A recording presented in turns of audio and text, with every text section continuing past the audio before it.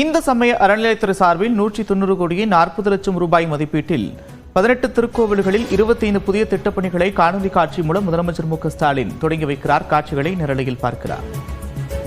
மற்றும் விமானங்கள் வண்ண விளக்குகளால் அலங்கரிக்கும் பணி, ஔவையார் மணி மண்டபம், புதிய திருமண மண்டபங்கள், பக்தர்களுக்கான அடிப்படை வசதிகள், அலுவலக கட்டடம், அன்னதான கூட்டம் உள்ளிட்ட 29 புதிய திட்ட பணிகளை தொடங்கி வைக்கவும், 15 திருக்கோயில்களில் 42 கோடி ரூபாய் மதிப்பீட்டிலான புதிய திருமண மண்டபங்கள், வணிக வளாகங்கள், முடிகாணிக்கை மண்டபம், அமாவாசை மண்டபம், குங்குமம் தயாரிக்கும் கூடம், அலுவலக கட்டடம், பக்தர்கள் தங்கும் விடுதி உள்ளிட்ட 27 முடிவற்ற திட்ட பணிகளை திறந்து வைக்குமாறு மாண்புமிகு முதலமைச்சர் அவர்களை பணிவுடன் கேட்டுக்கொள்கிறேன்.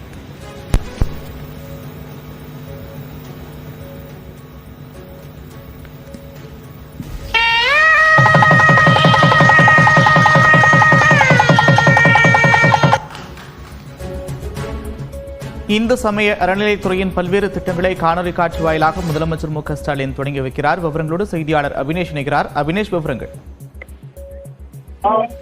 தலைமைச் செயலகத்தில் முதலமைச்சர் மு க ஸ்டாலின் இந்து சமய அறநிலையத்துறையின் சார்பில் 190 கோடியே 40 லட்சம் ரூபாய் மதிப்பீட்டில் 18 கோவில்களில் 25 புதிய திட்ட பணிகள் மற்றும் 4 அலுவலக கட்டடங்களுக்கு அடிக்கல் நாட்டும் நிகழ்ச்சி நடைபெற்று வருகிறது. அதனோடு சேர்த்து 42 கோடியே 75 லட்சம் ரூபாய் செலவில் 15 கோவில்களில் 25 முடிவுற்ற திட்ட பணிகளையும் முதலமைச்சர் மு க ஸ்டாலின் காணொலி காட்சி வாயிலாக திறந்து வைக்கிறார். இதனோடு சேர்த்து 2 அலுவலக கட்டடங்களையும் காணொலி காட்சி வாயிலாக முதலமைச்சர் மு க ஸ்டாலின் திறந்து வைத்து வருகிறார். இந்த நிகழ்ச்சியில அமைச்சர் சேகர் பாபு, அதே போல தலைமைச் செயலாளர் உள்ளிட்ட அதிகாரிகள் இந்த நிகழ்ச்சியில கலந்து கொண்டிருக்கிறாங்க.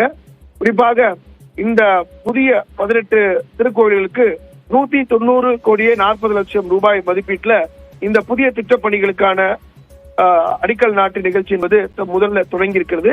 அதனோடு சேர்த்து 4 அலுவலக கட்டடங்களுக்கும் இன்னைக்கு இந்த லேயிங் ஸ்டோன் சொல்லக்கூடிய அந்த ஒரு முதற்கட்ட அடிக்கல் நாட்டும் நிகழ்ச்சி நடைபெறுகிறது.